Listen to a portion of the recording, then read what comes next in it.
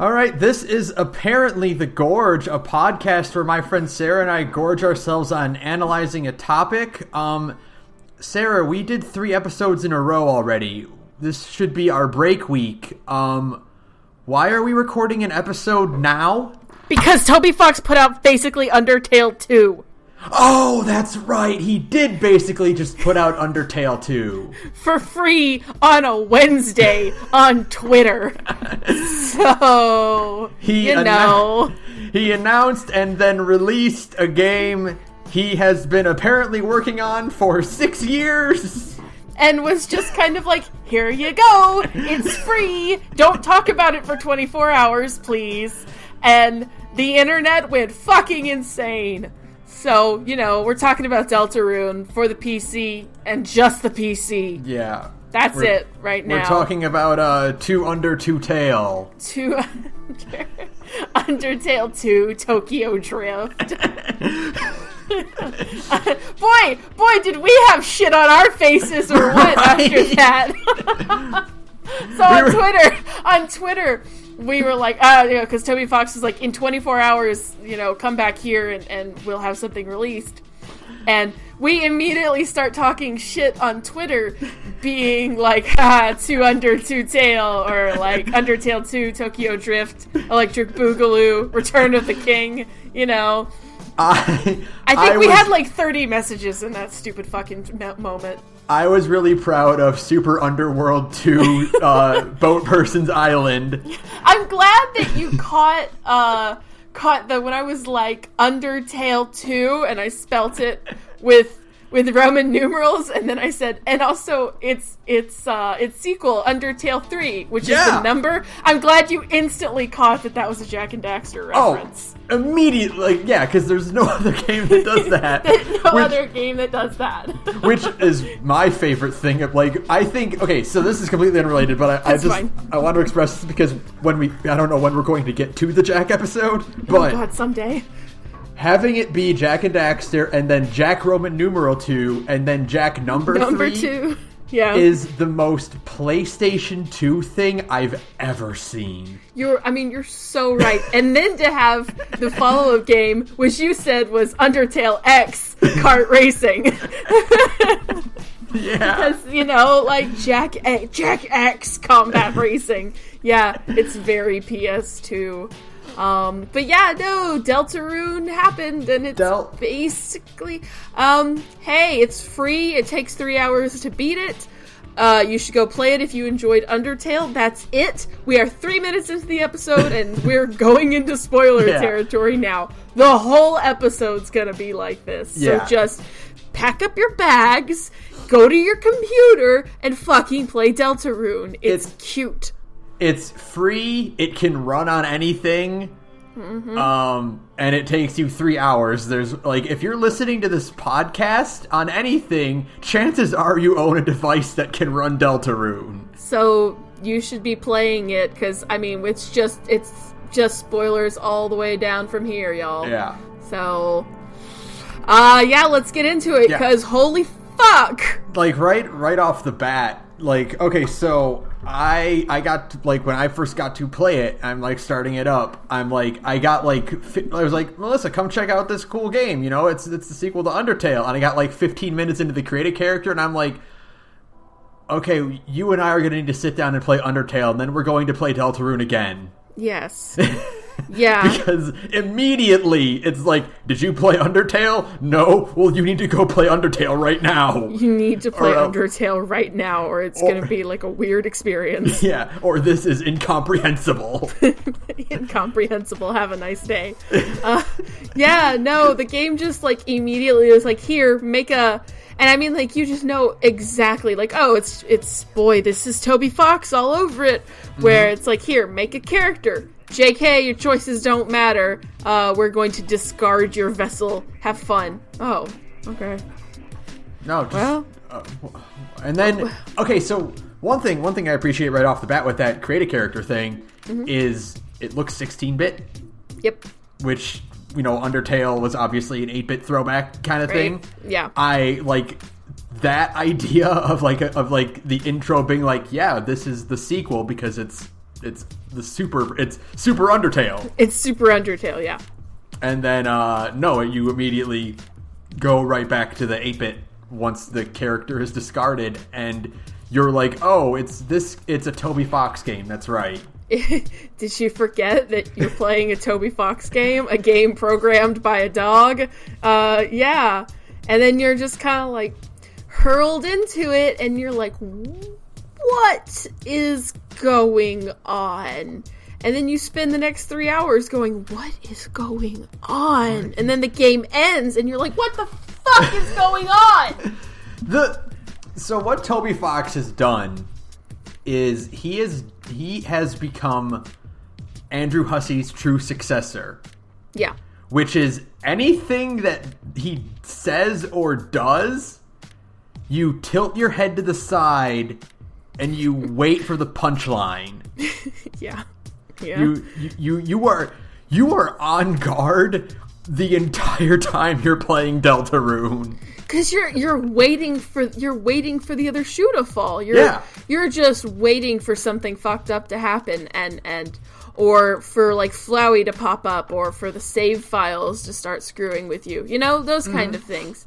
And like it. I mean, like, okay, it does happen, but not. It really the whole time you're actually playing Deltarune, it doesn't happen. It is a shockingly straightforward little JRPG, you know? Yeah, it's the most interesting thing. The most interesting thing about it. You can do it. Is that like it's like, oh, your choices don't matter, and you go, oh, Toby Fox, right.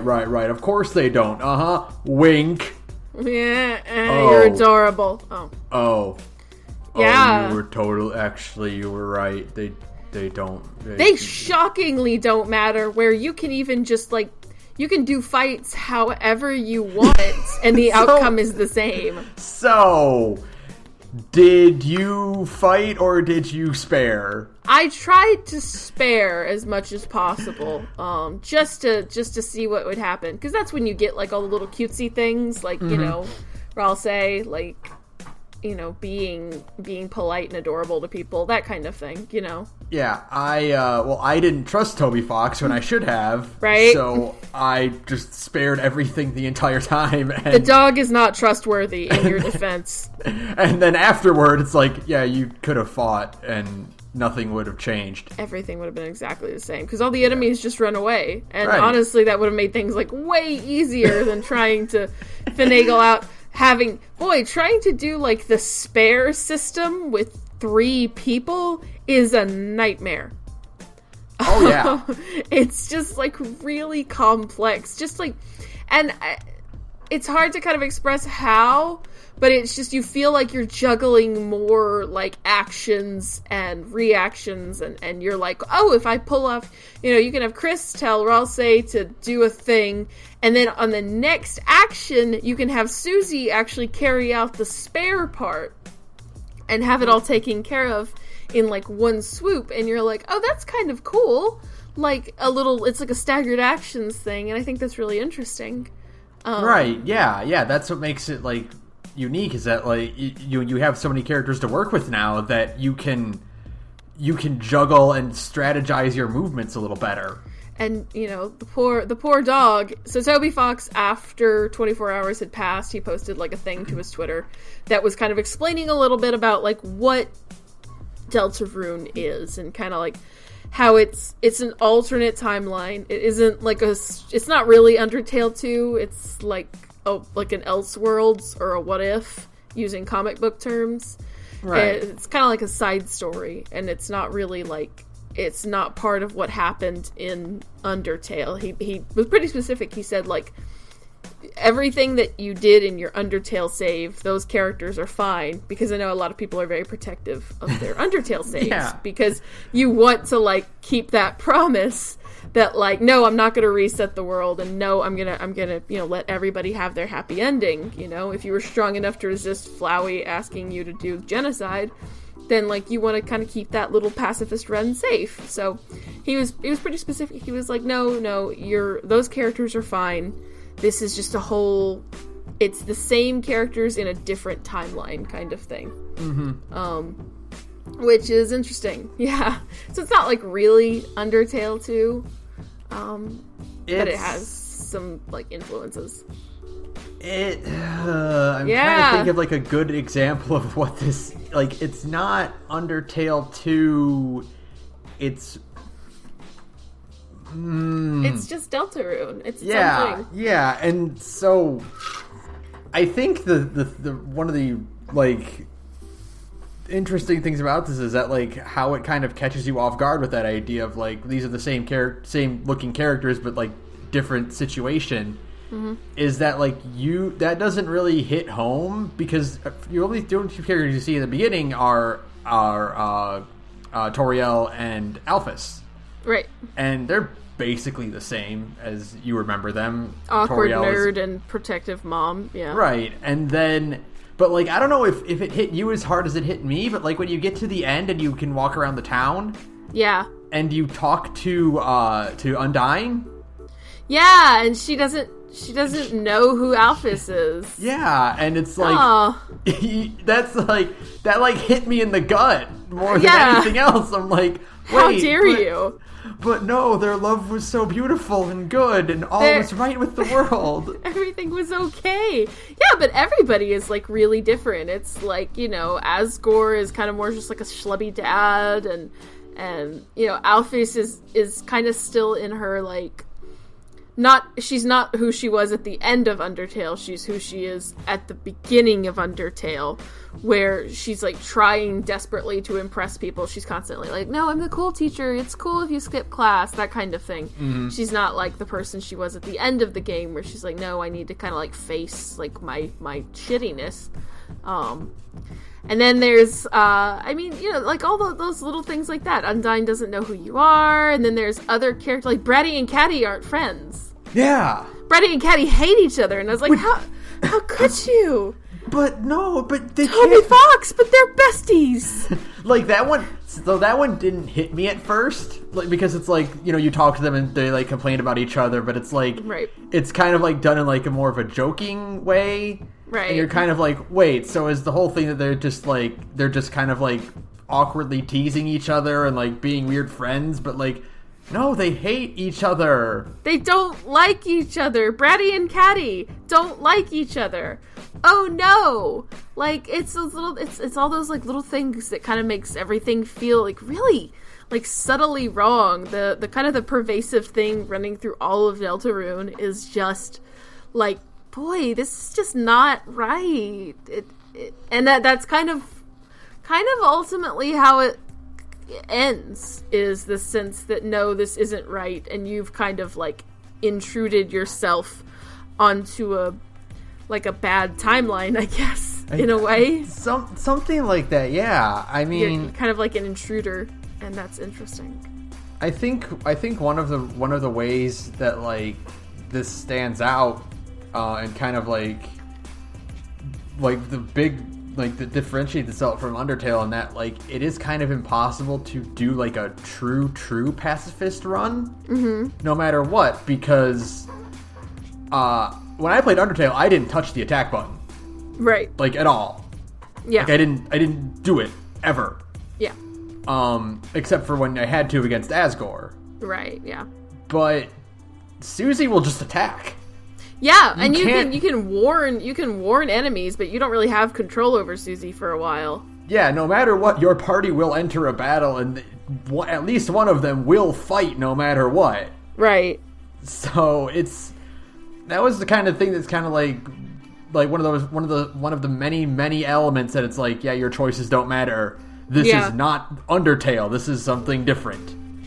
Yeah, and yet, you know, we say it's not Undertale, and still the dog, the untrustworthy dog, hides things in his game. Before we started, like literally right before we started recording, Sean. By the way, I love the joke about Seam, the cat, his name isn't Seam. He says it's Sham, like how you pronounce Sean. And then he spells, and this is my shop, but he spells it S-E-A-P. Like, this is Sham, and this is my shop. And it's spelled all wrong. I love that joke. But I sent you a screenshot of him saying, like, talking about Jevil, the super hard optional boss. Fuck that shit. He's talking about Jevil, and he says at one point after kind of encountering Jevil, he says, "My worldview has grown darker yet darker." Which is a Gaster reference. Which is a Gaster line. And it's a Gaster reference. It's also, like, implied that the narrator who is Gaster? goes to the character creator is also Gaster. And Sans is there. Oh, God. Yeah, let's have a whole fucking conversation about that, okay? about the Sans thing. The Sans thing is kind of a thing. It's like, oh my God. Like, you know, the whole thing is that, like, yeah, okay, so Toriel and Asgore and Alphys and Undine are different than what you expect, but they're all in the town, and they're all, like, you grew up around a lot of them. Mm-hmm. You know, even if the relationships are different, like, they're still all present, and then you get to Sans, and Sans is like, hey, I just moved in. And I don't know you. And you can say, like, good to see you, buddy. And he's like, that's funny, because I don't know who you are. And, oh, by the way, his store that he's standing in front of is literally just Grillby's. Yeah, but with, like, the name covered. Only the S at the end of Grillby's he kept, and then he writes Sans at the end of it, which I love. I, like, literally, once I was done with Deltarune, I did, like, I'm doing a replay of Undertale right now. And I'm just like, oh, that's there, and that's there. And it's like, oh, you damn dog. But no, he doesn't know who you are. But, like, at the end of Undertale, you can go into, like, Sans' little hidden fucking room. And he's got a picture of 3 people smiling. And on the back of it says, don't forget. And then the fucking theme song for Deltarune is called Don't Forget. And it's about 3 people. And perhaps the most important thing to remember is that this is not like a Toby Fox being clever, like, oh, look at this little thing I filled in. No, he said he's been planning Deltarune. Yeah. Since 2012. Mm-hmm. And Undertale spawned out of what he was writing for Deltarune. And yeah. So to fill in the timeline, because it is confusing. Right. Deltarune was developed first, and in between Deltarune's development and its first chapter release, he made Undertale. Deltarune was the thing he wrote, and then an idea from Deltarune spun out to Undertale, because Undertale was a game he wanted to make. He wanted to see if, like, one person with a little bit of help could make an RPG. And that's what Undertale is. It's basically like a one-man project with some help from, like, you know, Temmie Chang is... I think that's her name. I think it's Temmie Chang. Temmie Chang is one of the ones who does, like, a lot of the sprite work and stuff for Undertale, which is why there are the Temmies in Undertale. But most of it was like a one-man show that he kickstarted, and he just wanted to see, like, hey, can I make this game with as little bit, like, as limited resources as possible? Because Deltarune was going to be, once he got done with it, he's like, oh, this is gonna be a thing. Like, if I tried to make Deltarune on my own, he said it would take him 7 years. Which, no one wants to wait that long. Nobody wants to wait that long. So... We had that problem with several other games, and it didn't work for them. I'm tired of waiting 10 plus years for these video games. Thanks. So he had basically all of Deltarune ready to go. He says the whole thing's written. He just doesn't have a team to make it. So yeah. So everything in Deltarune basically came first. So, and then, that kind of gets back to the thing that it's like Sans has implied before that there's like a certain timeline he really wants to get back to. Yeah, and so... This is me. That's the sound I make as I, like, gesture wildly at Deltarune. So, the weird technicality thing is that Undertale is the AU. Yeah. Yeah. Technically, Undertale is an AU of Deltarune's plotline, I guess. If you read comics, Deltarune is 616, and Undertale is Ultimate Universe. Yeah, pretty much. So, like, God, what does it all mean? I can't trust this dog. Yeah. And it's like, endless. I'm sure you could also go in... Oh God, that's the sound of a man who just had a revelation. Okay, so you know the thing in Undertale is that monsters turn into dust when they're killed, right? Right. That's not just like a fade away effect, that's like a canon thing, is that when monsters are killed, they turn into dust. Right, yeah. But when you fight Sans, I knew this was coming. He bleeds and walks away. Mm-hmm. And then disappears, and it kind of makes the sound of somebody turning into dust, but we also know that Sans can teleport. Yeah. And you never kill anything in Deltarune. Everyone runs away before they die. Mm-hmm. But...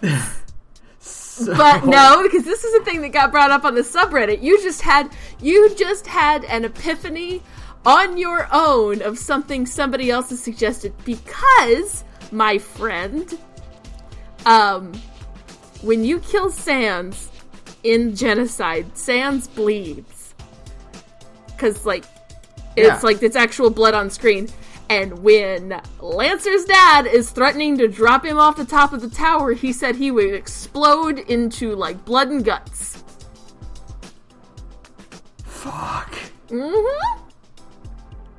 Mm-hmm. What's up, buddy?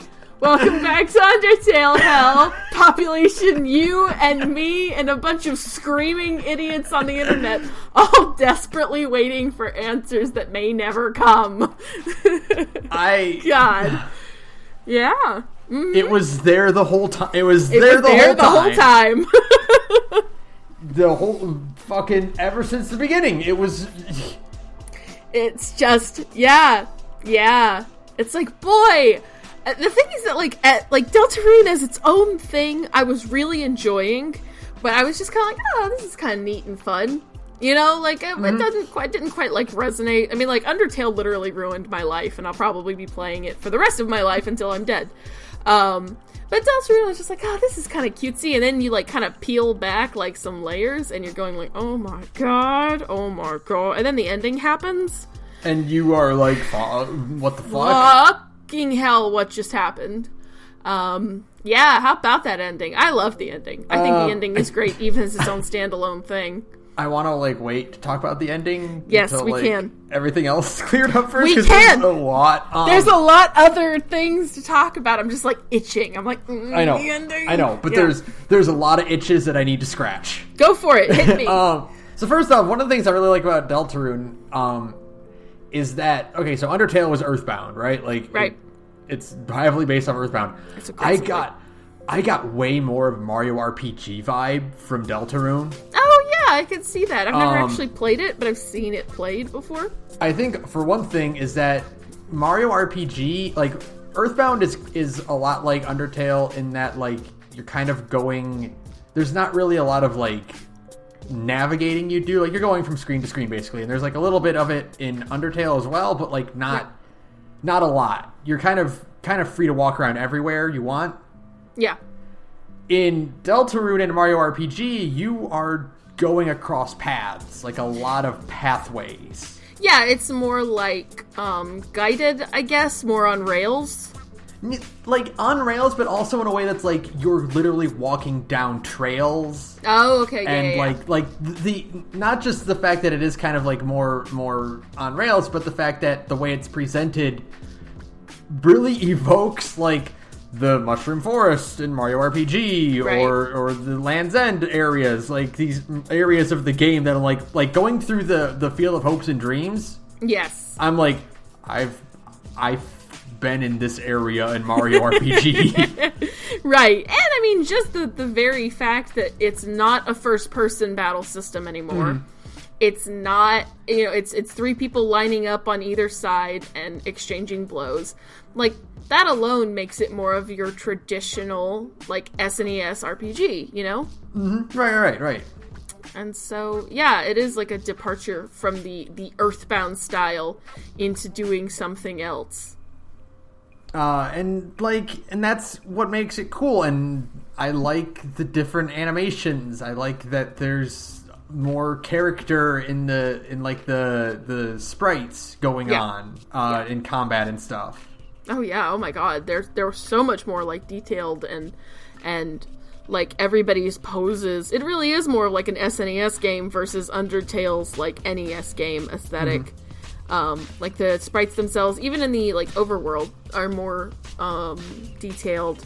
Everybody has more poses, and they strike more like naturalistic poses and stuff. The one that always comes to mind is like when Chris is like sitting on the ground and kind of has like one knee pulled up and one leg stretched out. Like that's just like Frisk in all of Undertale doesn't have that many poses. Frisk is just a little goblin. What was it we said, like, Frisk has, like, 6 sprites total? 6 sprites, maybe. I mean, like, half of those are when they're hugging Asriel. You know what I mean? Mm-hmm. Yeah, like, the only time you get a unique sprite from Frisk is when they're hugging Asriel. Okay, so you know what's interesting? Yes. I feel like I use they for both of them. Yes. But I feel that Frisk is way more feminine and Chris is more masculine. I got that vibe from those two.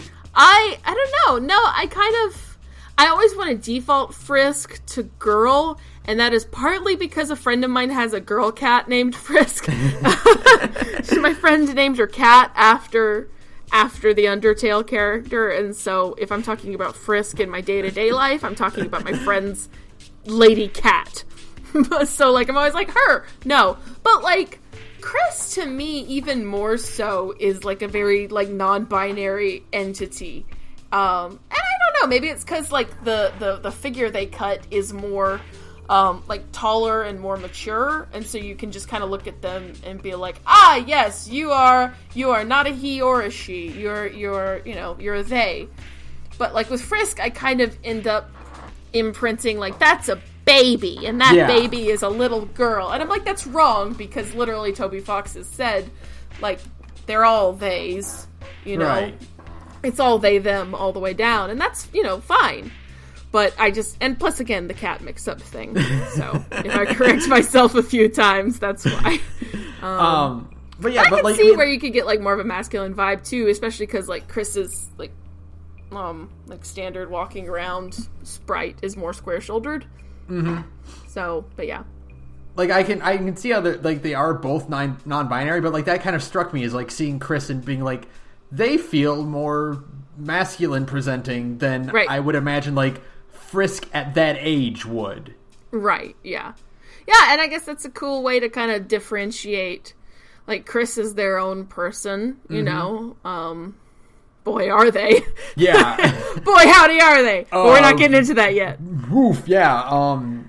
But, like, and the game itself also feels not just because you have a party, but because of the party dynamic. Mm-hmm. Feels way more traditional JRPG. Absolutely. Like, for, you hit the 3 heroes will band together and save the world from from the MacGuffins they have to go and destroy. Right. And then you have your balanced party leader, your tank, and your magic healer. Mm-hmm. It's like, oh, that's a JRPG all the way through. Okay. So, But it's also just, like, covered in Toby Fox quasi-ironic humor. but not like true obnoxious irony, like still a veneer of sincerity that keeps it from being Joss Whedon. It's the difference between like it's like, ho, in a video game they do this, but in the real world they do that. Right. And more like, it's more endearing because it's these characters who are like semi-aware of like how the hero's journey should go. Mm-hmm. And like they're kind of like desperately trying to make sure their story goes that way because that's what they know. Right. And so that's and all that to say, that's why Lancer is the best character. Lancer and Susie are the highlight of Deltarune. Like putting aside all of its Undertale connections, just as the adventure-y part, like everybody's in love with Ralsei, and that's fine. Mm-hmm. He's cute, whatever.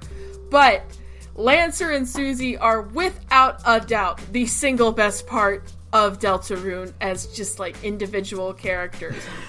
The bit where Susie is like, no, I'm gonna be a bad guy now, and like her and Lancer are immediately like best friends forever. I'm like, this is exactly what this game. I thought, I was like, oh god, I'm in for 3 hours of Ralsei and Susie bickering about like, like you said, like, sure, the game says your choices don't matter, but come on, dog. We don't trust the dog. And so I was expecting like a whole game of like, if you do one or the other, if you attack more, then like Susie is more on your side, and if you spare more, then Ralsei is on more of your side or whatever. Mm-hmm. No, that is aggressively not what happens. No. Instead, Susie's just kind of like, I'm gonna be a villain now, and it's gonna be awesome. And then it was awesome. Oh my god. My favorite thing is the villain rival type who is way less evil than they ever want to be. Either out of the fact that they can't bring themselves to be evil, or they're just that fucking stupid and competent at like what being evil means. Either way, it's the best. That's why Team Rocket is the best. It's just the part where, like, Susie is being, like, she's at full scary Susie, where she's, like, lifted Lancer up, and she's like, how about I bite your face off? And you're like, oh, fuck, Susie's scary. And then, instantly, Lancer's like, oh, yeah, I get it now, thanks. And she's just, like, thrown for such a loop. She's like, excuse me? What? You should be more afraid. And then the next time he shows up, he's like, was that scarier? And she's like, that's pretty good. It's pretty good.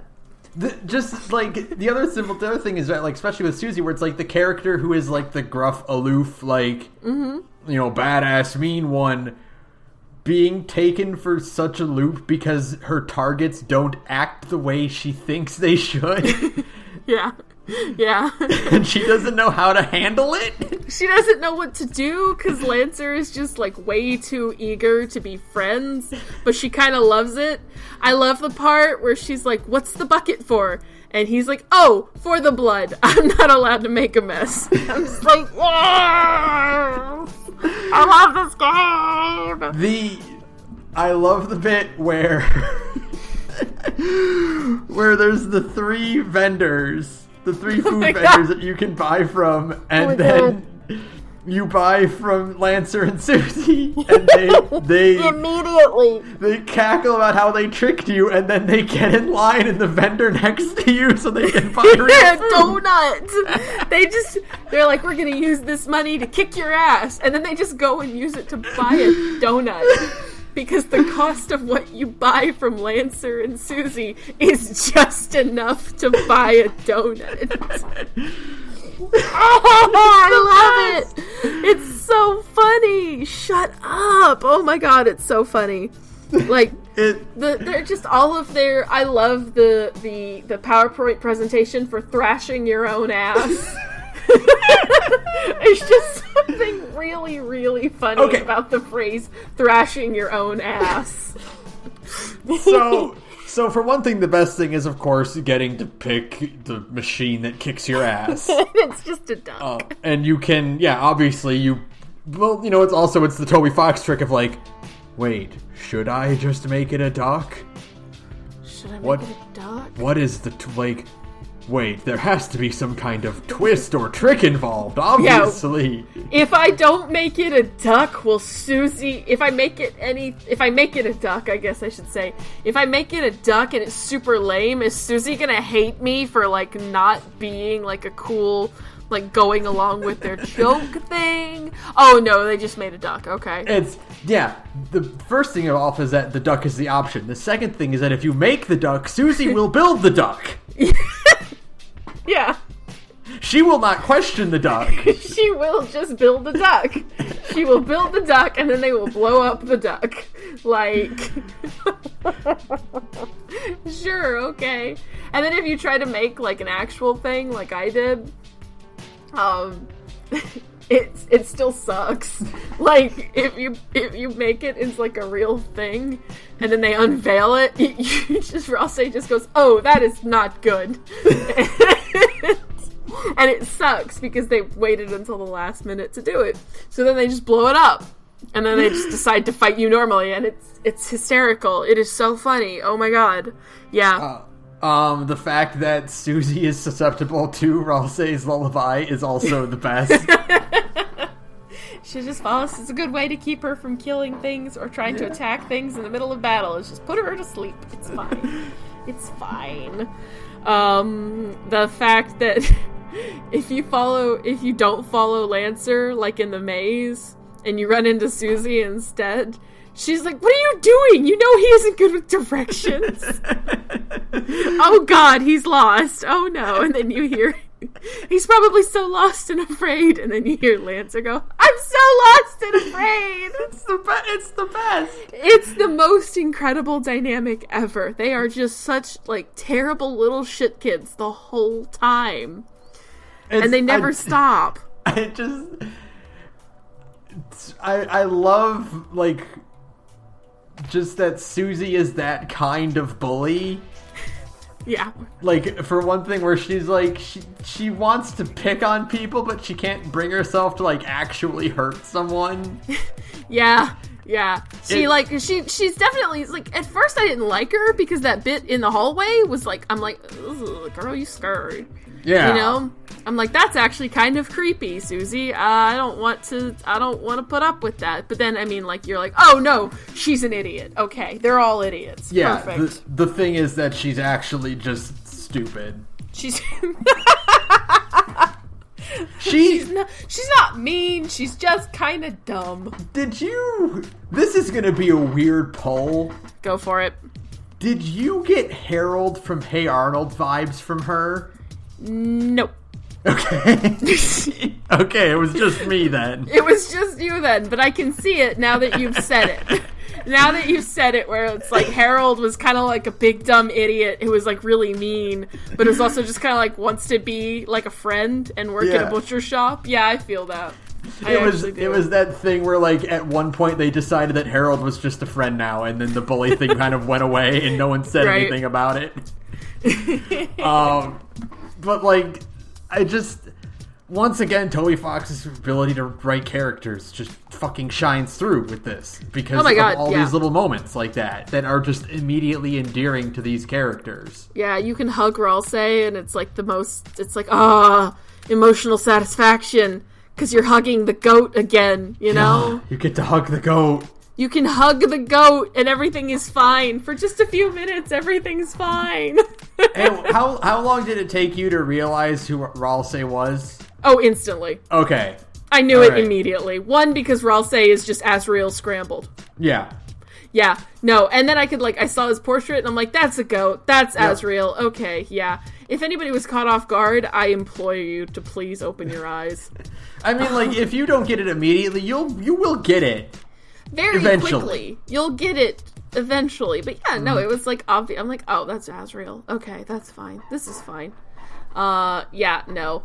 And I mean, yeah, and all the little character moments like that in Deltarune are just so good. I love that there's later on in the game, Ralsei is saying something, and then like a tiny version of Susie's portrait pops up in the bottom, and like a little bit of her text is saying like, no it doesn't, and so that you get the sense that she's like making commentary behind him. I love stuff like that. There's so many good little like, character moments like that in a 3-hour game. The bit where Lancer is sending goons after you, and you get the 3 support ones, and Ralsei is like, it's like having your dinner be 3 glasses of milk. Yeah. And then Lancer goes, wait, you don't do that? Oh, and when you win by like sparing them, Lancer's like, can I have some of that money? No, you can't have some of that money, Lancer. We got this from you for winning. It's amazing. I'm so glad. Just whole swaths of just great character building moments. Chris just happily eating moss. And Ralsei looking at them and being like, we've been here for 5 minutes and you're already just getting comfortable. No, the best is that you check everything. It says he's like, check everything in the room for like a way out, and then you check the handcuffs, and it's like, you can equip these for better armor. So you do immediately. Yeah. You look at the crack and you look at the moss. And you're like, oh, I'll just eat the moss. Aha.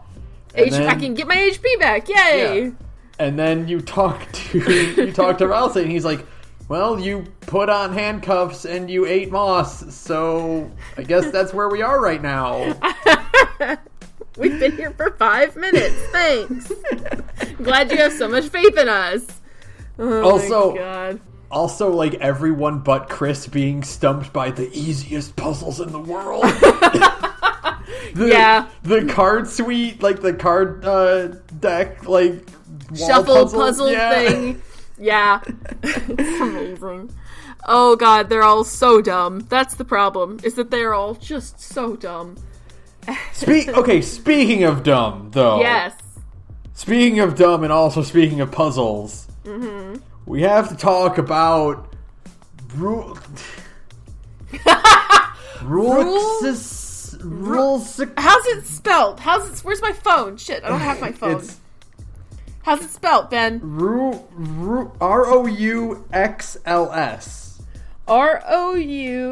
Rouxls. So it's like a roux, like a thick roulette? broth. Oh yeah, like a roux or like a roulette. So yeah, it's like rules. Rules.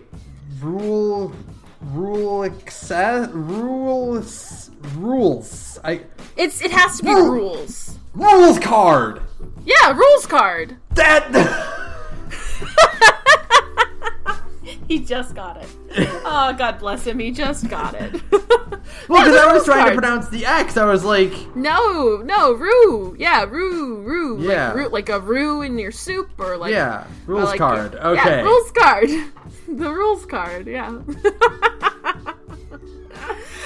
Who gets the best joke in the game? Who is... One, he's Deltarune's Metaton. He's Deltarune's Metaton, but dumb. But even dumber. And just like Metaton, he is voiced by Justin McElroy doing Taco's voice. Yeah. Like, no matter what you tell me, that's just what he sounds like. Sorry. You see his portrait and you hear him. You read one line of dialogue, and like the taco leaps out.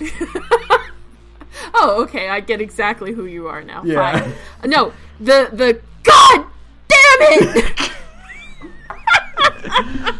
I literally thought I was crying just from those 3 words. The comedic timing and solid gold punchiness of God damn it is so funny to me. Because the way he speaks is already like the best. Oh my God. Yeah. He does really bad Old English. The worst Old English. Like, I know people had a lot of trouble with that one character in Octopath. Right? But Rules is so much worse. Significantly worse. Because it's fake. It's not even trying to be like a legit, like, Rules is the kind of guy who says, what if the fucketh? You know what I mean? Yeah. Like, so it's all just fake. And every time he talks, you're like, what are you saying? And then you have to, like, run it through a filter. Yeah. And he's the one who says, God damn it! It's just a whole text box of God damn it! And then he's gone.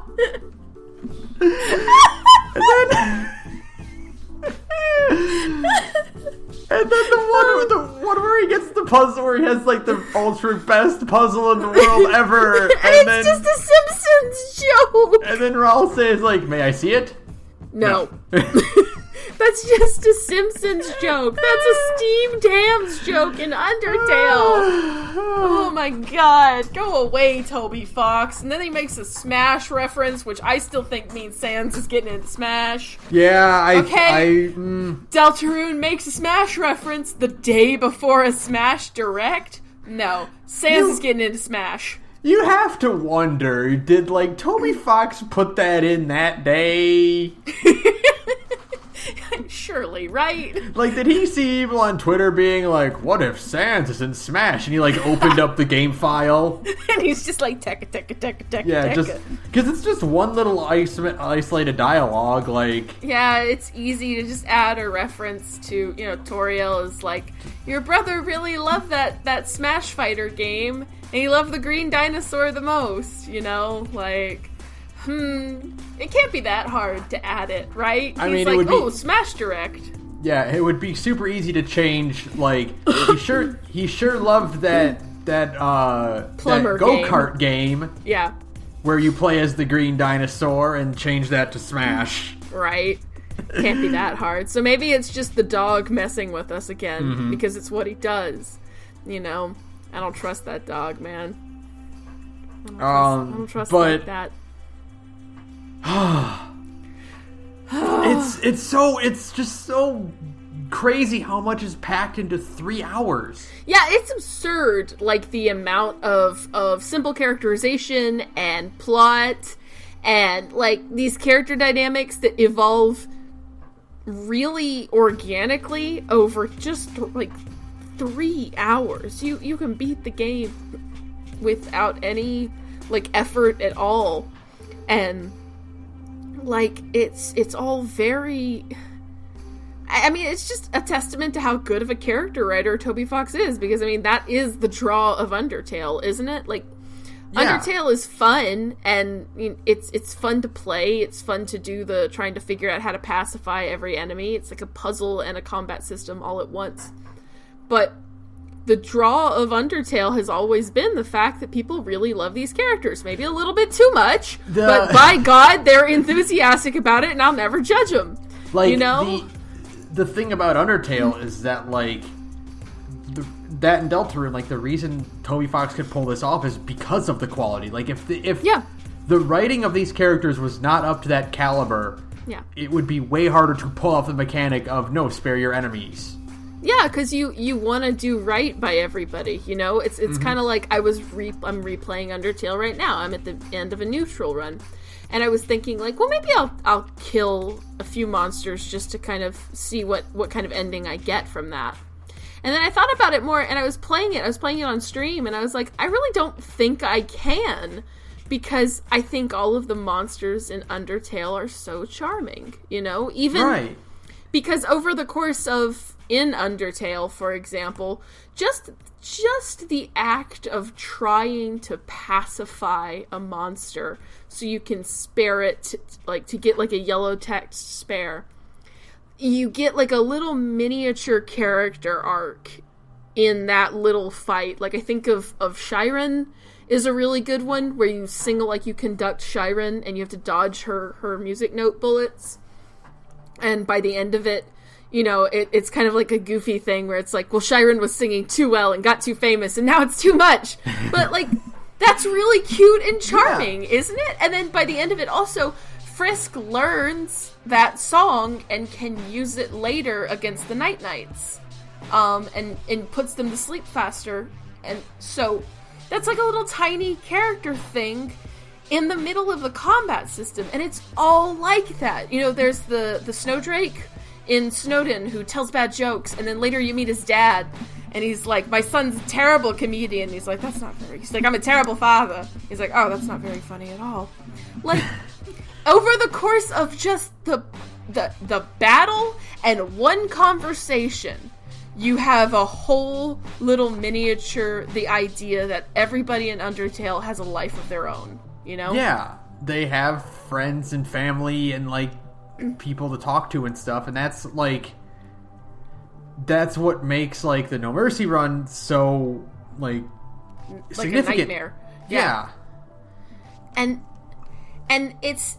And it is such simple character writing, but it comes from a place of love. It's heartfelt. It's really well done, and it's what makes Undertale good. And he just took that same concept and just translated it to Deltarune, where the monsters themselves are maybe not as endearing, but that's because it's giving space for because now we have 3 main characters instead of just 1.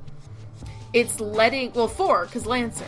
Yeah. It's giving space to breathe, to let those character interactions happen instead.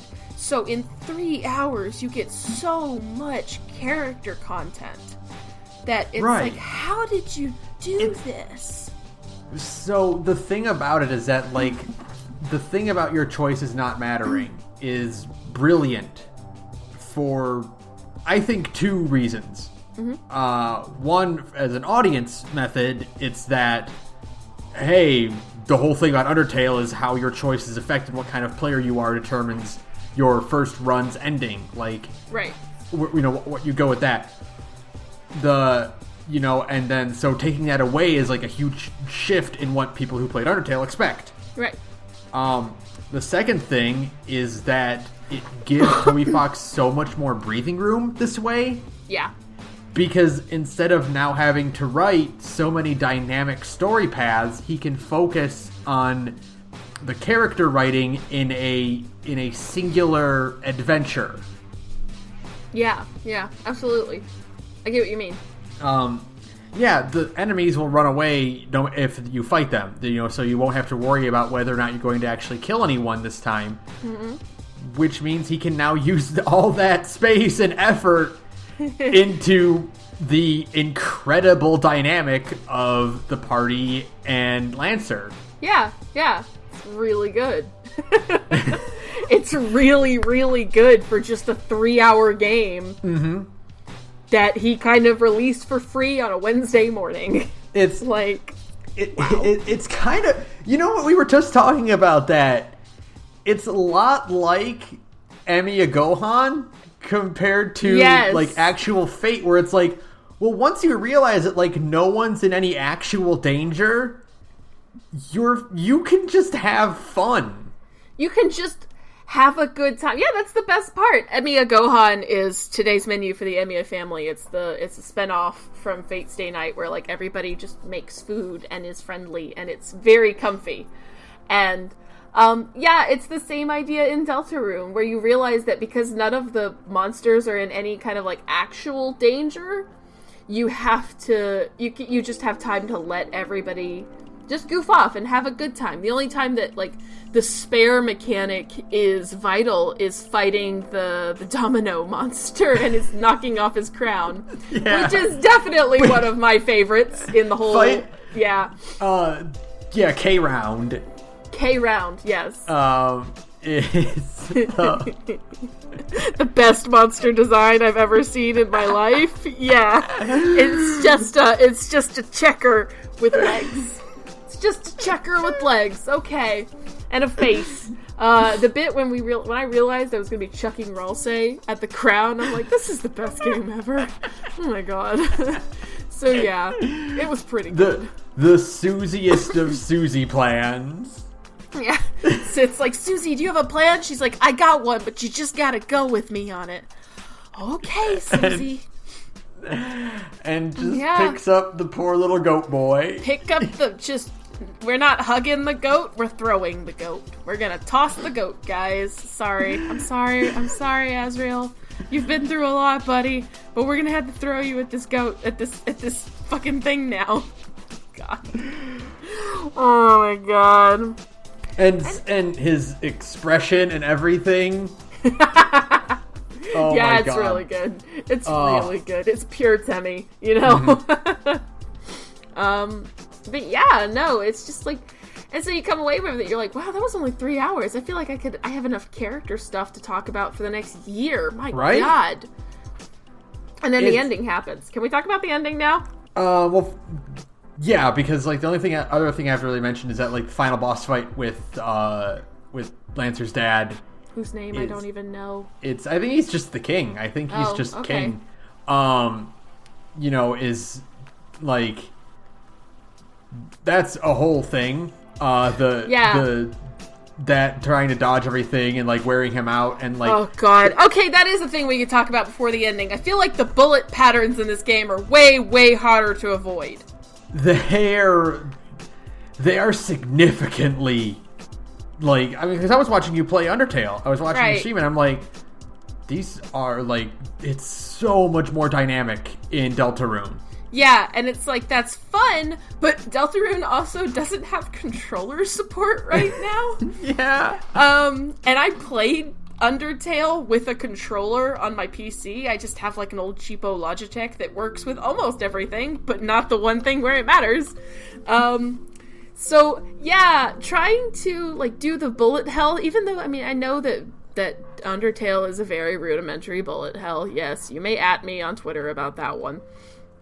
But trying to do any kind of, like, bullet hell sequence with your directional keys isn't fun. It's not fun. It's really hard, actually. So, trying to avoid damage in that fight was really, really, really difficult. Thanks, game. But fortunately, like, I could get into a good pattern where I could, like, heal almost every other turn. Oh yeah, you can heal. Fortunately, you have a lot of healing options as well. Like, you get a ton of items in this game without even spending any money. And you have more item slots as well. You can carry like 3 times as many items in Deltarune as you could in Undertale, which is good because, you know, you have more characters. You need them. You need them. You need some. Yeah.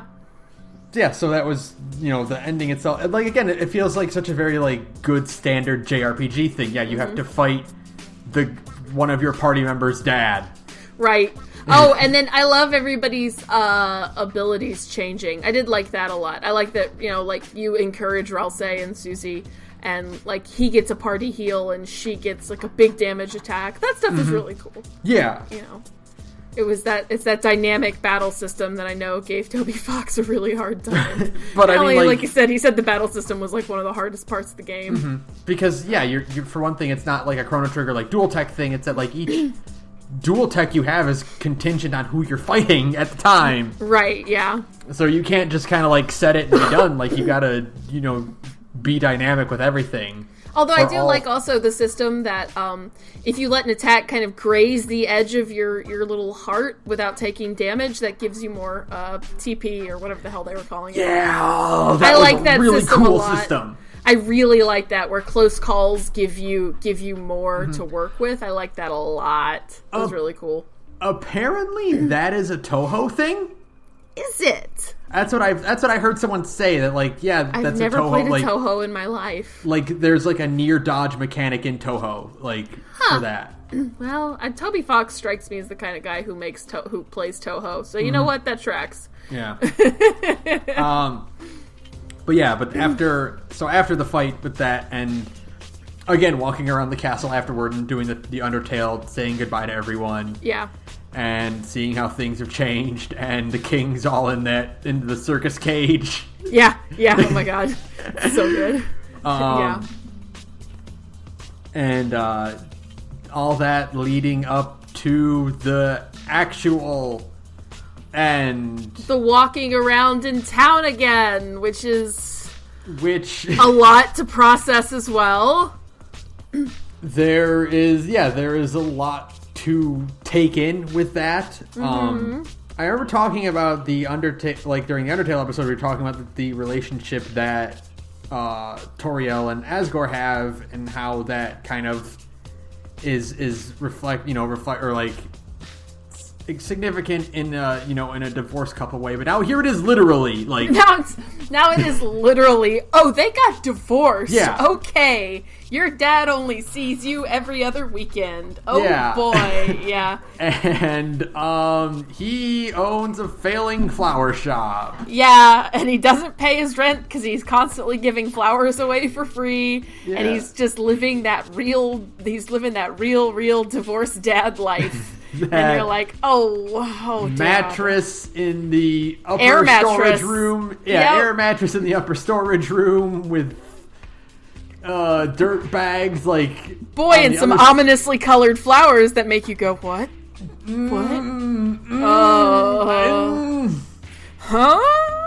And I'm like, that's a reference. That can't be like a thing. But it could be a thing. It's Toby Fox. Well, because like he mentions it like, yeah, I'm still taking care of these flowers. I'm surprised they've made it this long. What? Yeah, it's from like when, they're like the flowers from when him and Toriel got married, and he's still keeping them alive somehow. And they are very specifically the flowers they are all the same colors as the human souls, except there's a golden flower instead of a red flower. Which feels significant. Feel like that's a hint at something, but I don't know what, Toby Fox. Noelle's dad is sick. That feels like it could also be a thing. Because monsters can't get sick. They fall down is the term that they used in Undertale, but that was like a whole thing. It wasn't like sit in a hospital. You just stop functioning one day and then you turn into ash. It's kind of like getting old and dying is what falling down kind of sounds like. But in Undertale. Again, if these monster rules are different than the ones in Undertale, then who knows? Who knows? Yeah. Who knows? Because the other thing is that you can visit a graveyard. Oh yeah, that's right. There is a graveyard. Those are the amalgamates. No, one of them is Gerson, the turtle. One of them is Gerson, but the other three are the amalgamates. Are they? Are all of them? Oh my god, they are all the amalgamates, aren't they? Oh man. Oh my god. Oh my god. And running into a lot of familiar faces, including Burger Pants. Hey Burger Pants. Seems you still hate your job. Sorry, dude. I just need to acknowledge Burger Pants because I love him. Burger Pants is the hero we all need because he's the most relatable character ever. He's 19 years old and he thinks his life is over. I know Burger Pants. It's okay. And then there's like a bunch of new characters too, which I thought was interesting. It's not just all reused characters from Undertale. There are some new ones. Like Noelle is new. Noelle's dad is new. The preacher, I think, is new. The I'm going to say cult leader. Because like they're like, yes, come in and drink the fruit punch.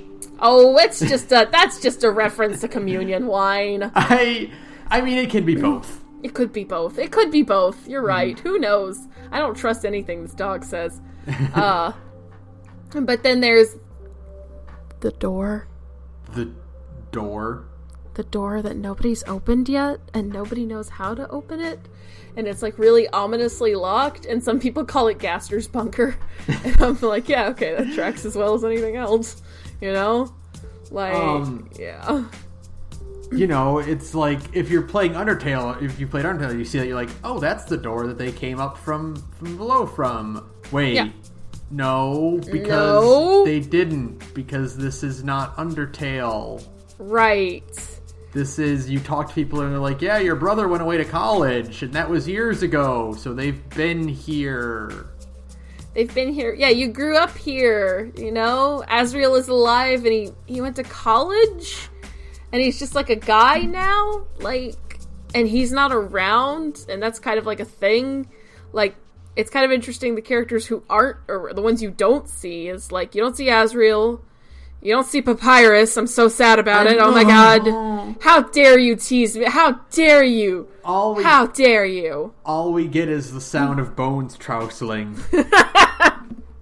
I made a promise. That's why we need a chapter 2 ASAP. Right. Because I promised that I would hang out with Sans' little brother. By the way, if you didn't know, that's the only time it's ever been confirmed that Papyrus is actually younger than Sans. Is it? Yeah, it's in the game, like in Undertale, it never actually says which of the skeleton brothers is older. I could have sworn, because I was watching you stream, and I could have sworn Papyrus or Sans says, like, that's my little bro. No, he just says my brother. Huh. Yeah. Huh. I know, it's weird. Yeah, they never once and everybody just kind of assumed, because, like, obviously Sans is the more grown-up one. You're like, yeah, Sans is the older brother. But no, not until Deltarune did we actually know that Sans is the elder brother.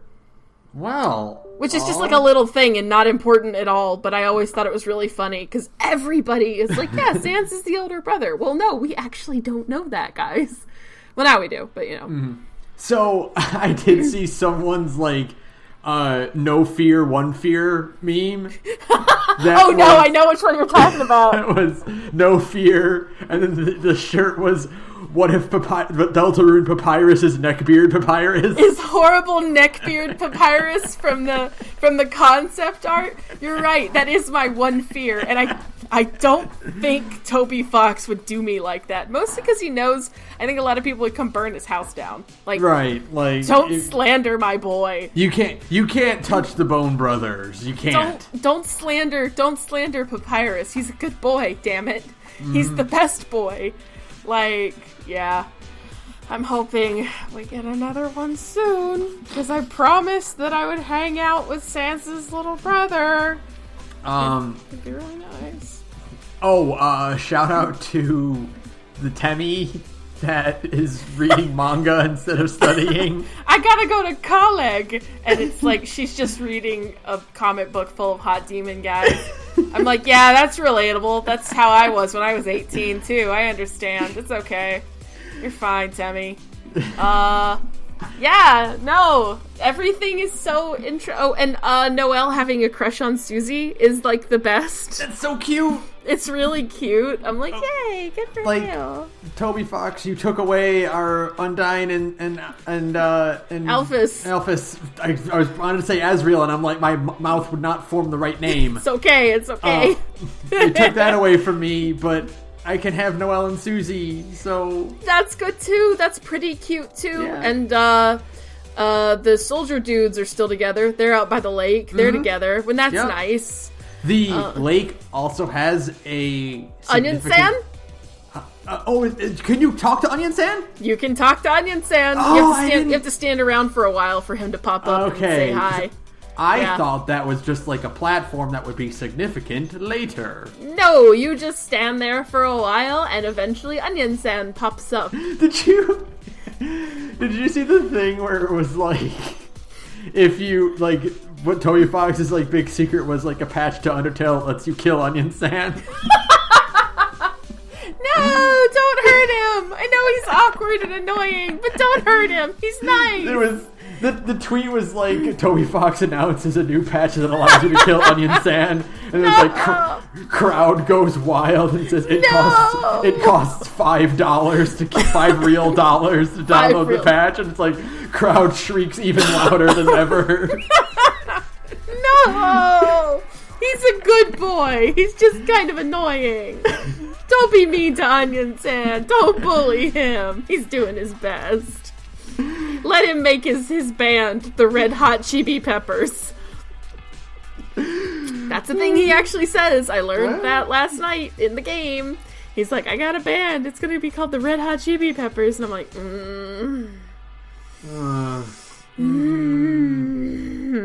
give me strength. I also like the one neighbor that's just Mr. Dinkley from Doug. Yeah. Oh my god. The best part of the whole of Deltarune, however, is getting dad hugged by Asgore. Oh yeah. Yeah. He does the pick you up and he swings you so your legs flap around. It's real good. It's real good. I was actually not, like, I really didn't have, like a big nostalgia reaction to Deltarune when I was playing it initially, like, even doing, like, the school thing. Oh, there's Alphys, and there's Toriel. Like, I wasn't having, like, a big emotional reaction until I was doing the walk around town and the Undertale theme starts playing. Oh, the really, really good, like, hometown mix of it. Yeah, like a hometown mix of the Undertale theme, and I was just like, oh god, I think I'm having an emotion now. 'Cause it's just like, oh man, you just really feel it. Of course, I have like a lot of very strong emotions about Undertale. And they just, oh god, just music does that to you. It kind of just brings back like that nostalgia, which is weird to have nostalgia for a thing I only played last year, but I think it's because Undertale itself is like a video game representation of the concept of nostalgia. So it's really not really like having nostalgia for Undertale, but like having nostalgia for nostalgia. Yeah. Where you play it and it just makes you think of like old things. It makes you think of old video games and those kind of emotions. And so like playing Deltarune kind of brought some of that back. Well, it's also funny because like the one of the weird things about it is that like the Temmie where she's in class in the library reading hot guy comic books. Right. Immediately reminded me of, what I mentioned during our Castlevania episode, where it's like we would trade around manga and stuff like that. Yeah, absolutely. Well, same thing. That's kind of like what it was. Like, yeah, during our study hall, we would read each other's borrowed manga. Yeah, absolutely. When you should have been studying for school. Yeah. And it's like, that's that nostalgia thing. It's making you like long for, not necessarily, I mean, yeah, it makes you think of Undertale and all those feelings associated with it, but also other nostalgic emotions about other things. It's really neat. It was just like, wow, I had a very strong emotional reaction just to the remix version of the Undertale theme. Yeah. And I had to immediately, literally as soon as I was done with Deltarune, I was like, I need to play Undertale again. And so I am. Also the fact that like the walk around town is way, way, way more reminiscent visually of Earthbound. Oh boy, is it ever. Which drives home, again, the nostalgia you feel from playing Undertale combined with the nostalgia you feel when playing Earthbound. Which is also a game about nostalgic feelings, yeah. To form this just like blend of like longing for the home that you're already in. Yeah, exactly. It makes you long. You're like kind of just feeling like an ache for like just like the past, but obviously like the rose-tinted version of the past, and the town in Deltarune is idyllic in that way. It's right. Fall and all the it's pretty and everybody knows each other, and it's a small town, and you have that kind of rose-tinted softness that comes with that feeling of the past when you think about good times in the past, mind you.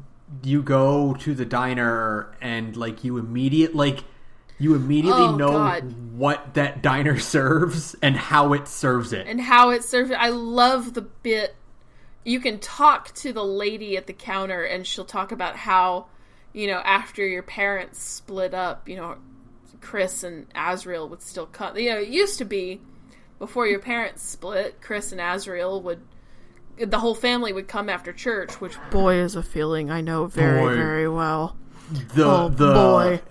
Going to the same restaurant after church is a big mood, as the kids say nowadays. That's a big, big mood.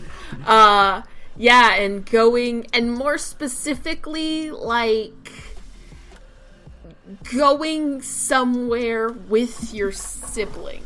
And even more specifically with your brother.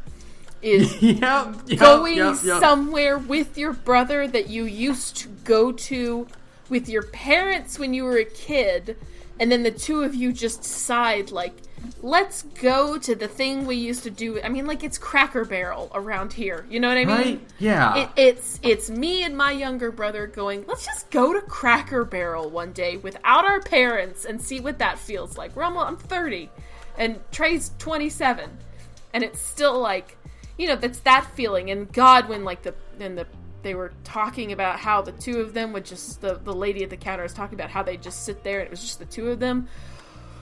Oof. Big oof. Big relatable oof.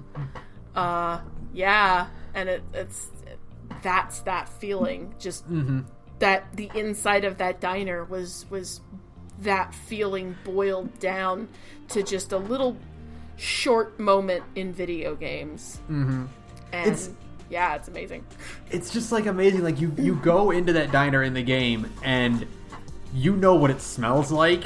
Yeah. You know everything on that menu. Like, it's all fried and terrible for you. It tastes so good at 2 a.m. And it's all served in a red plastic basket with the wax paper and on and there's cheap or free coffee. Yep. And they are served in like the same, like, kind of smaller than regular white, but now like beige after 10, 15 years of use coffee mugs. Yeah. Absolutely. And they're like, weirdly small. Like the Waffle House coffee mugs are just everywhere. Everybody has like little teeny tiny, you know, coffee mugs. And it's wild how well they just kind of boiled it down to just a moment in that game. So, and it does a great job of kind of expressing this idea that this is just the most normal small town in the world, and everything is fine. And then it aggressively is not. It's not fine. It is aggressively not fine. Because you get this thing during the walk around where people are always asking, like, Chris, are you okay? Like, you're acting different than normal. You know, you're more talkative, or you seem to be more upbeat about something, and you're like, oh, yeah, you went on the hero's journey and you're back in the real world now, and people are, that's the old 80s movie thing where the teenagers return from their quest and they're like, you seem different now. Yeah, you're a better, happier person because you went on this personal journey of discovery with some friends. You went on a character development quest. Yep. And this is the result. But then the ending happens. Oh my god. Oh boy, I have a lot of thoughts about that thing. Shit. Okay, so first off, let's just say what happens in the ending so that we can talk about it freely. Right. Chris awakens as if from a nightmare, falls out of bed, staggers to the center of the room, which I will remind you that rug in the middle of the room is the Deltarune. Yeah. And then tears out their soul, or, well, we'll get to that in just a second. Tears out a soul. Tears a red heart. A red heart out of their chest, throws it into the bird cage at the foot of their bed, and then turns to the camera and draws a knife with red eyes, which is really a Kara thing, because it's a green sweater, it's red eyes, and it's the knife. That is like the universal symbol for Kara in Undertale. And then the game ends. And then chapter 2 coming sometime. It's coming never. Coming never. Yeah. Oh boy. About that ending. Right? So, first off, where to even start? The soul. The soul. The mechanics of Undertale and the lore of Undertale states that someone was guiding Frisk, and that's why Frisk's soul was red. Right. Your actions in the game determine narratively who that ends up being, if it's Kara or if it's someone else. Right. If it's you. Yeah, if it's you, the player. Or if it's Kara possessing Frisk, ultimately. And the implication in Undertale is Kara possesses Frisk, you guide Frisk. Right, yeah. So then the question is like, the implication, I guess, is that... So, an important little detail note is that when you make your first save in Deltarune, there is already a save file in that slot, and it belongs to Chris.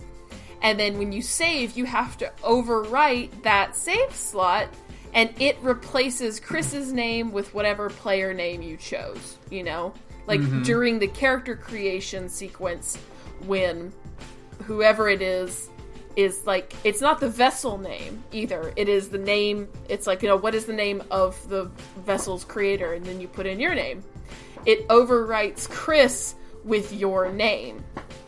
So, ergo, following the logic of Undertale, that means that Chris was really more so spent all of Undertale being possessed by the player, and at the end of the game is removing the player's influence and is going back to the person they were before. Now, Now, the interesting thing is, like, what further drives that home, the idea that you are controlling Chris more directly, is that when Chris rips out the soul and throws it in the cage, you have control and can move that soul around in the cage a little bit. Wait, you can? Yes! What? Yes! Oh my god! Wow. Okay, I didn't even notice. I was too, like, shell-shocked by, like, what the fuck is going on, that I didn't even touch the keypads. Oh, wow. Wow, then you really are just straight up possessing Chris, aren't you? Now, you know, the question, the vagary of it is, were you possessing Chris like Kara does, or were you guiding Chris like you do, like the player does? Right. Because, and either way, Chris is clearly rejecting that principle. Yeah, and it's like, and you kind of wonder, like, obviously there's something is kind of wrong with Chris as, like, a baseline. Because, like, their side of that bedroom is a nothing, you know? Mm-hmm. There's no decorations. Literally the only thing on their side of the bedroom is a bird cage in a wagon. And what looks like blood or rust on the floor.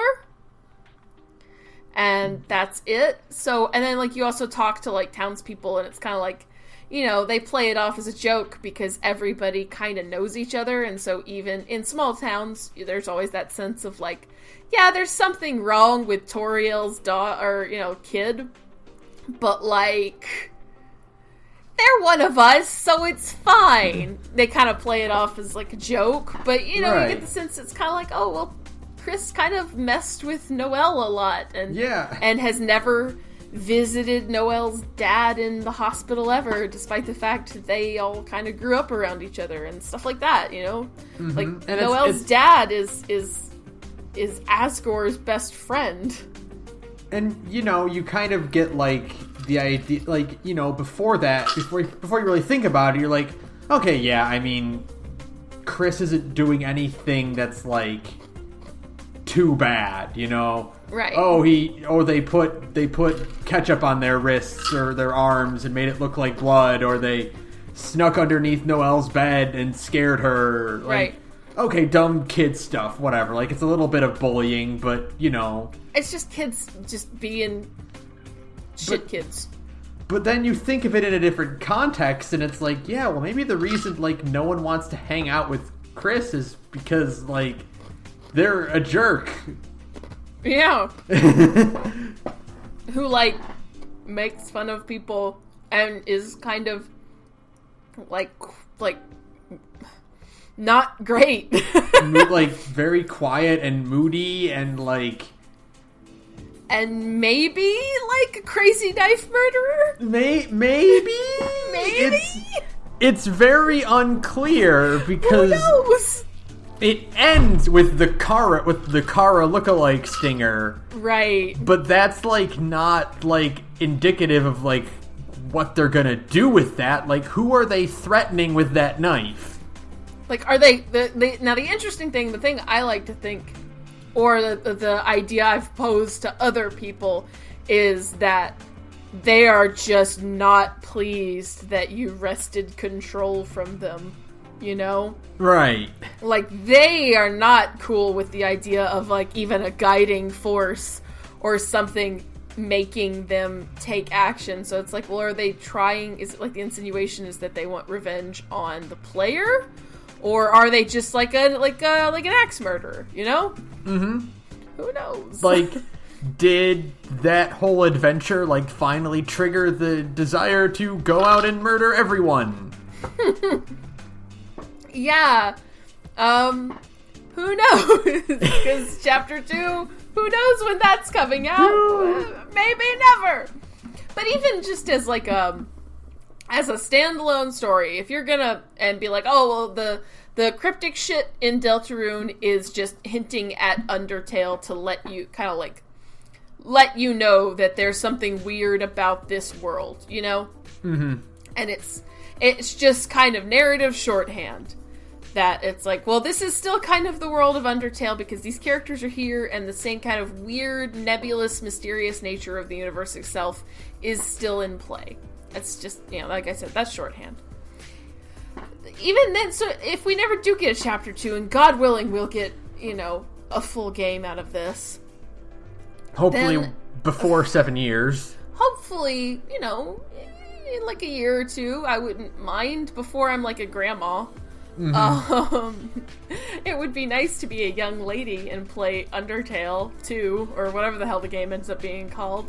But it is still like an interesting narrative end. It does function as just the end of a story. It's like a little short side story. It's an Elsewhere. It's a what if, you know. Yeah, it can easily... It's Superman Red Sun, you know? Yeah, it can easily function as a standalone with, like, a vague, dramatic stinger at the end that, like, doesn't necessarily have to lead into a part 2. Yeah, it's interesting, because it can just be that, you know, Chris did not like being under someone else's control, even if that person was ostensibly making them a better person by, you know, being kind and sparing enemies and agreeing to hang out with Sans's little brother or going to visit Noelle's dad in the hospital, stuff like that. Like, even if it is technically making them a better person, they don't appreciate being under something else's control like that. And now they've kicked you out and they've got control again. Now, whatever that leads to is just like a dramatic stinger. And that's fine, you know? Like, that's the cool thing about Deltarune is that it can still stand on its own. Even if we never get anything else. God, I hope we get something else. But if we don't, yeah, it's fine. I'm betting that's on purpose. Yeah. Like, yeah. That's why we're getting the product as it is right now, is because, yeah, exactly. Like, if he doesn't end up making it, he can just call this a finished project. Yeah, there really aren't any hanging threads. There's mysteries, but that's different. Sometimes a mystery is better kept a mystery. Like, what is going on with Gaster? What is going on with Sans? What is going on with Chris? Like, that stuff does not necessarily need to get answered. Sometimes the fun is in the mystery box. Mm-hmm. And so it can just stand alone as its own thing, as just a little short story that Toby Fox wanted to get out of his head. But God, I hope it doesn't. I mean, also, monetarily, it was free. So, like, there's no cost to us. We're not buying part 1 and then the rest of it gets canceled. Right, yeah, exactly. You know, now, the other thing is, we were kind of talking about this earlier, where it's like, it's not like Toby Fox is lacking for willing talent. Yeah, that's the other thing. Hey, do you want to work with the guy who made Undertale? Yeah, that's the other thing, is that we already know that, like, Temmie is still making art for Toby Fox, because a lot of the new sprites, pretty much all of the new sprites except for a handful, were made by her, you know? So Temmie is still there making art. There were still a couple people who helped get the programming done for for Deltarune, there is now a team that does Japanese translations because this game is huge in Japan. Sure, why not? It's really weird how much Undertale caught on in Japan. Like, okay. But it's like Devolver Digital has already offered to publish whatever Toby Fox makes. And even if Toby Fox wants to stay independent, do you know the conservative amount of money, and this is like lowballing it, the conservative amount of money that Toby Fox made on Undertale is somewhere in the range of $10 million, maybe more. Probably more. Like, that's not counting, like, I don't think that's counting, like, Switch and PS4 sales. Hold on, and I want to see something real fast. Undertale's Kickstarter. Because that is still on the internet. Toby Fox took $51,000 from Kickstarter. That's it. That game cost him $51,000 to make and has probably made in excess of $10 million. He could self-fund this project. He can bankroll literally anyone because, again, hey, do you want to work on Undertale 2? Do you want that in your portfolio? When we start seeing, like, the news where it's like, so-and-so has expressed interest in working on Deltarune, that's right. The same no shit as, like, so-and-so actor wants to be in the MCU. Yeah. Like, no fucking shit they do. Really, you want to put on a fun costume and do a CG battle and make billions of dollars. Really? You want to work on this, on the follow-up to, like, one of the most influential indie games maybe of all time. Really? Okay, sure. Really? Oh, you don't say. That's unique. That's a unique thing. You don't see that a lot these days. Yeah, no. So, Although he should take that deal with Devolver because yes. They're a very good company. They're a good publisher, and he says the problem is that he doesn't know how to manage a project like this. He's never had, like, he's never had any experience at managing, like, a big project that would require more people than what Undertale took. Well, Devolver can do that. Yeah. Probably provide that for you. Guess what Devolver's really good at handling? These types of games. It's kind of their thing. Yeah. Like weird indie title? Yeah. Yeah, it's kind of their shtick, actually. With, like, a really notable, like, mechanic that differentiates it from other games in the genre. And is kind of like a weird meta commentary on video games as a whole and, like, player interactions with video games. I mean, that's just Hotline Miami, okay? Have you seen Devolver's E3 presentations? It's kind of their thing, guys. Yeah, I mean, if the fear is I don't know how to manage a project like this, then you find people who can manage a project like this and can be like, well, this is what we need to do, and if the story is already written, then it's just a matter of sitting down and putting it all together and, taking a couple years to make fucking Deltarune or Undertale 2 or whatever the hell this game ends up being. Right? He is in the best possible position to get this game made. Yeah, absolutely. Because he is not beholden to anyone but himself. Right. He's not beholden to shareholders or to deadlines or to crunch. Mm-hmm. He has the idea already written down. Yep. And he is absolutely not lacking for available and willing talent. Like, right. Fucking everyone. No one will say no if he approaches them. Yeah, absolutely. And, he says he has a team. He has, like, he will call the people he wants to work with to make this game happen. And I don't think anybody would be like, no, I don't want to work and make, the follow-up to Undertale. Right?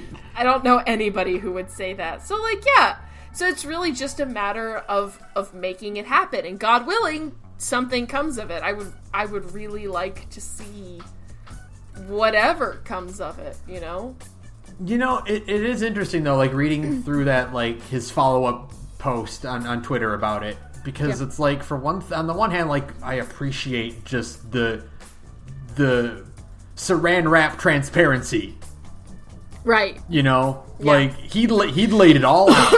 Yeah. He's like, I'm afraid of managing a team. I don't have a team right now. I want to get this made, but, like, hey, I don't have the willpower or the ability to do it.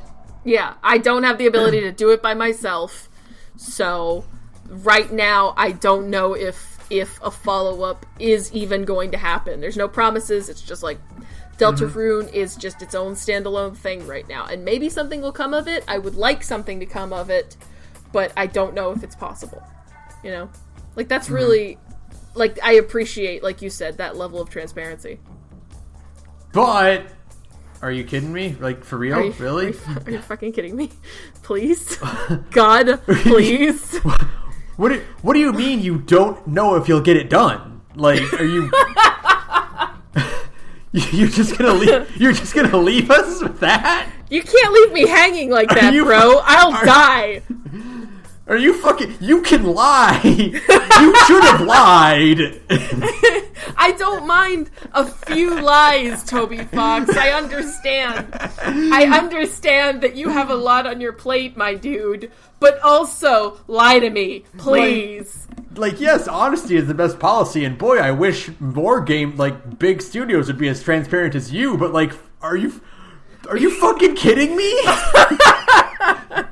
You pick now to be honest?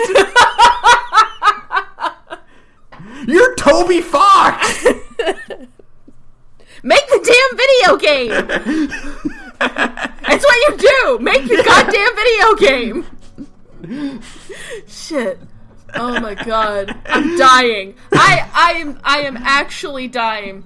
I keep telling myself, like, I'm like, it's fine. Deltarune is a standalone story. I don't need any more. It was free. It was free. It was fun. It was cute. It had a neat little hook at the end of it. And it's completely standalone from Undertale. It reflects nothing on Undertale. It's not part of some grander story. It's its own thing that uses Undertale themes and characters to express its own story. Cool. But also, oh my god! You can't do that to me. You can't drop all these, like, weird hints and Gaster references and the fucking epilogue bit and be like, no. Well, this might be it. No. It can't be it. You can't give us these beautiful children to take care of and be like, this might be it for them. Toby Fox broke into my house and thrust a bunch of babies into my arms and then ran off. And I was like, what do I do with these kids? You know? I've already imprinted on all of them. I don't know what to do with them. Oh, no. Yeah. So, hey, dog. Give us more Undertale. Get to work. The problem is that he's now opened the floodgates. Because it could have just been Undertale from now until the end of creation. Undertale was its own thing. It had some mysteries, and that's it. You know? You don't need every answer solved. Undertale was its own compact little thing. Fucking Undertale could have and probably will be the RE4 of indie games, where it's just like, where it changes everything. Yeah, PS5 is out, and Undertale port is on the PS5 now. Put it on everything, for fuck's sake. Put Undertale on phones already. God. I don't know if I can handle the responsibility of my phone updating and then Undertale like not working on it. Oh god, my pacifist run. Yeah, no. But yeah, the problem is that he's now, by giving us Deltarune, the floodgates are open. It's fair fucking game, my man. Like, now we can ask. Before it was like, well, no, Undertale doesn't need a sequel because Undertale is its own perfect little package. But now Toby Fox is like, fuck, I got a whole plot line that's like, Undertale needs a sequel. Undertale really, really needs a sequel. Undertale needs a sequel because it is the sequel to a game we don't have yet. I need episode 1, you bastard. Get to work, dog. He was like... Again, you should have lied to us, bro. You shouldn't have said you had the entirety of this project written out since 2012. Somebody's gonna break into your house and take that script, Toby Fox. Okay? Are you fucking kidding me? Like, people have broken into, like, an abandoned apartment for Metal Gear Solid 5. Like, no one will stop us. Somebody stole all of Cyberpunk 2077 and held it hostage from CD Projekt Red. Are you kidding me? Okay? You have now placed a target on your back from crazy people who need answers, like, now. Hussy can't protect you now, dude. You can't go back to living in Hussy's basement, my man. He knows you've got money. Okay. And he needs it to make Hive Swap. Oh, God.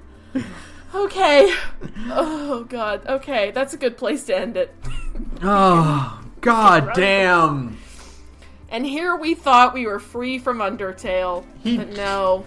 He just fucking poured hot soup in our laps. Like, here you go. Hot spaghetti, I think you mean. Okay, keep up. Oh my god. Welcome back to Undertale, hell. I'll probably be talking about this on Twitter for the next fucking forever. That's the bullshit thing, is this episode could have easily been like 3 hours long, but it's only episode 1. For sure. For sure. We could have talked about this game for another hour, probably, but you know. It's only chapter 1. It's only chapter 1. We don't have any more. It's it. That's it, boy. This is like if we only got to like the up to like the Toriel fight in Undertale, and is like, wait for more. Well, that's it. No. God. That's the thing, is like, if Deltarune does happen, in the crazy convergence of the stars that allows Deltarune to get a full release in like 2 years, right? You do understand the internet is going to actually explode, right? I mean, this is again, like, it's the progeny of, like, Homestuck broke the internet, like, literally broke it at one point. Mm-hmm. And then Undertale is still being talked about by us. Yes. And, I mean, like, aggressively and by everyone. So. Yeah. Because, like, now it's on the Switch, so all the Switch kids are going to get to play Undertale now. Every year we get a new Undertale release because everybody needs to play it. Everybody on Earth needs to play Undertale, you know? Like, give the dog your money. And now we've got Deltarune. It's not gonna end. It's never gonna end, and that's fine. I thought I was cool with Undertale only being a one-off thing, and now I'm realizing, no, I'm actually not cool with it at all. I actually need more. When was the last time you're like, this product doesn't need a sequel at all, and like a sequel gets announced and you're like, it absolutely actually did need a sequel after all. I didn't realize it, but it did. Jak and Daxter. That's the last time. You know what? You're right. You're totally right. I think that's the last time I saw, like, a game and was like, I guess I should say that in Jak and Daxter's case, I saw Jak and Daxter and I was like, this needs a sequel, but it doesn't need a grimdark sequel. You know what I mean? Right. And then Jak 2 happened and I was like, oh my god, this is the only way this game could have possibly gone. Holy shit, that's amazing. This is the only time it's worked. It's only time, and now Undertale. So, and Deltarune. Oh. And Deltarune is kind of like the grimdark sequel to Undertale, because everybody swears a lot in it. These babies have foul mouths. Yeah, like, I was surprised at the level of profanity, because, like, again, like, I don't remember there being profanity in Undertale. I don't think they use swear words in Undertale. I'm like going through it now, and I'm like keeping an eagle eye on it to see, but I think it's pretty E-rated. Yeah.